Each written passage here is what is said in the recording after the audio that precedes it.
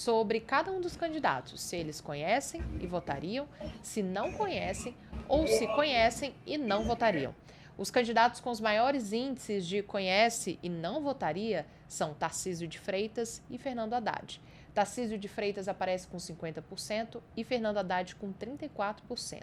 Em uma outra pergunta, 57% das pessoas disseram que Tarcísio deveria ser reeleito, o que faz muito sentido aí com o cenário que a gente viu de Tarcísio liderando a pesquisa, né? A gente sabe que os principais candidatos, aí com as maiores intenções de voto, também têm, obviamente, as maiores rejeições. Isso acontece no cenário não só em São Paulo, mas em todas as disputas estaduais, aqui no Distrito Federal também, e também no cenário eleitoral, né? Agora eu queria falar um pouquinho sobre Minas Gerais. Lá em Minas Gerais, a situação ainda está indefinida, mas com Cleitinho à frente, né? É verdade, o Cleitinho bem à frente, né? Mas eu acho que a corrida em Minas Gerais é uma corrida de longo percurso, né?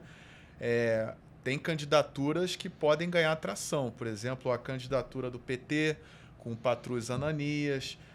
Tem o atual governador Matheus Simões, do PSD, que está em quarto lugar, mas tem a máquina. É uma campanha em aberto, e lembrando que o Cleitinho hesitou muito, né, em entrar nessa campanha eleitoral. Lembrando que houve todo aquele episódio com o presidente do Republicanos, Marcos Pereira, quase que Cleitinho não foi candidato em Minas Gerais, né? E é um estado muito importante, né? É um swing state, né? É um estado que pode decidir as eleições, né? E o Lula venceu em Minas Gerais em 2022 por uma diferença inferior a 0,5% em Minas, né? E agora o PT, o governo Lula, apostava na candidatura de Rodrigo Pacheco, não conseguiu viabilizar a sua candidatura. Uma ala do PT gostaria que o partido apoiasse a candidatura de Alexandre Calil, do PDT, que foi prefeito de Belo Horizonte, que também está na disputa. E, ao final, o PT lançou o Patrus Ananias, que está ali patinando nessa disputa. A ver se Cleitinho manterá esse fôlego nessa corrida eleitoral, né? Cleitinho ele é muito emotivo, muito explosivo, né? Tem que ver se ele vai manter esse ritmo da casa ali dos quase 30% ao longo da campanha. Esse Cleitinho é um personagem polêmico, personagem da direita polêmico. Eu queria que você falasse um pouco sobre o perfil dele, Felipe. Cleitinho surge como vereador em Divinópolis, uma cidade do interior do estado de Minas Gerais, e na disputa ao Senado em 2022, ele derrota Alexandre Silveira, que é ministro de Minas e Energia de Lula. Cleitinho ascende ao Senado, ele foi eleito em 2022, o mandato dele, portanto, vai até 2030, e ele é muito popular nas redes sociais. E ele teve uma votação muito expressiva em 2022, ele teve cerca de 4.200.000 votos quando foi eleito senador por Minas Gerais. Lembrando que nas eleições de 2022, só uma vaga ao Senado estava em disputa. E ele venceu e agora se cacifou, né, como candidato ao governo de Minas Gerais. Minas Gerais, lembrando que é um estado que tem uma dívida com a União ali na casa dos 160 bilhões de reais. É um estado que aderiu ao Propag, que é um programa de refinanciamento da dívida estadual. É um estado que tem uma receita muito estrangulada e problemas estruturais, né? Como, por exemplo, a questão ainda de Brumadinho, Mariana, que ainda demanda muito investimento do Estado. O ex-governador Romeu Zema, agora candidato à presidência da República, ele é apoiado pelo atual governador Matheus Simões, que era o seu vice, né? Romeu Zema alongou essa dívida do Estado de Minas Gerais com a União, né? Ele fez o quê? Ele botou o salário em dia dos servidores e deixou essa dívida com a União rolar, né? E aí Minas, sem outra escolha, porque o Zema acabou governando pendurado em liminares do Supremo Tribunal Federal, o Estado acabou aderindo a esse programa, o Propag, que à época foi um projeto de lei do senador Rodrigo Pacheco, que então estava vislumbrando a possibilidade de ser governador do Estado antes de desistir dessa corrida. O Cleitinho se lança aí e desponta nessa disputa pelo governo do estado de Minas Gerais. Como você bem citou, Felipe, ele veio como um personagem aí que surpreendeu na disputa ao Senado, né? Conseguiu manter aí alta popularidade nesse Sim. período, polêmico ou não, ele conseguiu se manter em alta. Prova disso é o desempenho dele nessa pesquisa aí, Quest. Agora, as atribuições de um senador em comparação com as atribuições de um governador, são bastante diferentes, né? São Nem todo diferentes. senador que consegue manter a popularidade em alta também consegue fazer um bom governo ou atender às expectativas da população, né? Com certeza, e ele vai pegar o estado de Minas Gerais, caso ele seja eleito, numa situação fiscal muito precária, né? É um estado onde, por exemplo, os subsídios das empresas tá ali batendo na casa de 20 bilhões, então ele vai ter que rever isso. Outra coisa, segundo a apuração que eu fiz, o Flávio Bolsonaro fazia justamente essa crítica ao Cleitinho, chegou a falar para o senador Cleitinho: você é legislativo, você não é executivo. O Cleitinho se sentiu até esnobado em relação ao Flávio, né? Porque o PL chegou ali a flertar com a candidatura do Marcelo Aro, do PP, que agora é candidato ao Senado, e agora eles têm a candidatura do Flávio Roscoe, presidente da Federação das Indústrias de Minas Gerais. Uhum. Sérgio, a gente está falando sobre o perfil, né? O perfil de um político que fica ali no Congresso, que tem a experiência ali do legislativo.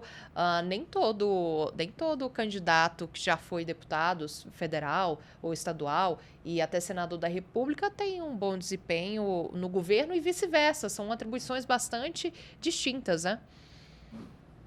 Eu acho que esse é o ponto mais frágil do Cleitinho, né?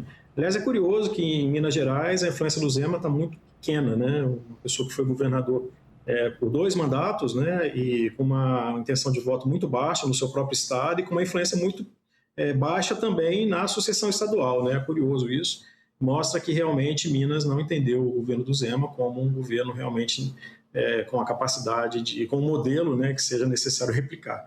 No caso do Cleitinho, ele é uma personagem bastante interessante, que ele surge do berço do bolsonarismo, né, na ideia antissistema, e ele se coloca como um senador que, apesar de ser de direita, abraça também pautas que ele entende que são interessantes, mesmo sendo de esquerda. Uma delas é o fim da escala 6x1, que ele desde o início vem defendendo, né? Então, ele é um candidato que se coloca muito independente, ficou muito patente na própria escolha do Cleitinho como candidato, né? Houve aí,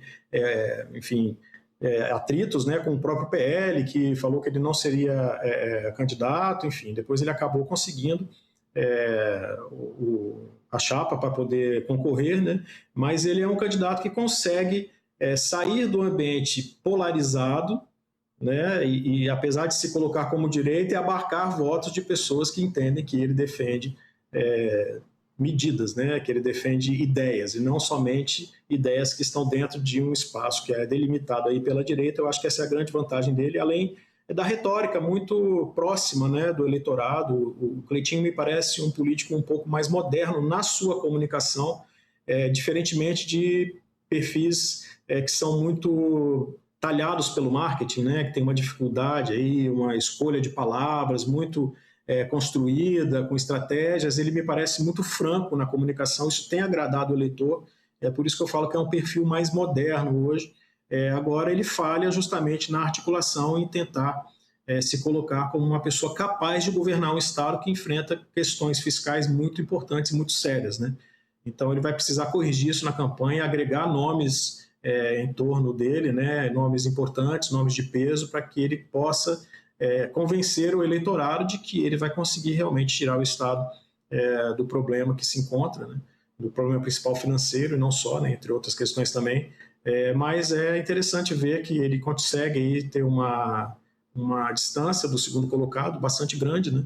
e vamos ver no segundo turno como é que a coisa se desenha. Tem tempo aí para construir melhor a candidatura, me parece que passa um ar de um pouco inexperiente, mas isso pode ser corrigido, né? O Bolsonaro, quando foi candidato em 2018, também não tinha experiência com o executivo e foi muito franco com o eleitorado naquele período, disse, olha, eu de economia não entendo, tem aqui o Paulo Guedes, enfim, é uma história que todos nós conhecemos, né? E o que importa é que eu tenha uma boa equipe. Se o Cleitinho conseguir estabelecer isso em Minas Gerais, ele vai caminhar para uma eleição que me parece hoje muito mais vantajosa para ele do que para o adversário dele, né? Para chegar à vitória. A pesquisa também mediu a preferência dos eleitores a respeito do perfil político do próximo governador. 34% preferem que o governador eleito seja aliado do presidente Lula. 30% preferem um governador aliado de Flávio Bolsonaro e 31% querem um governador independente. O Instituto também perguntou sobre os impactos dos apoios dos principais líderes políticos. No caso do apoio de Lula, 23% dizem que aumenta a chance de votar no candidato e 36% afirmam que o apoio de Lula diminui a chance de votar no candidato escolhido por ele. Quando o nome é Flávio Bolsonaro, 27% dizem que o apoio aumenta a chance de votar no candidato e 28% dizem que diminui a chance de votar. Já o apoio do governador Romeu Zema, candidato a presidente da República, aumenta a chance de voto para 26% dos eleitores e 21% dizem que diminui a chance de votar nesse candidato apoiado por Zema. A margem de erro é de 3 pontos percentuais para mais ou para menos e o nível de confiança é de 25%.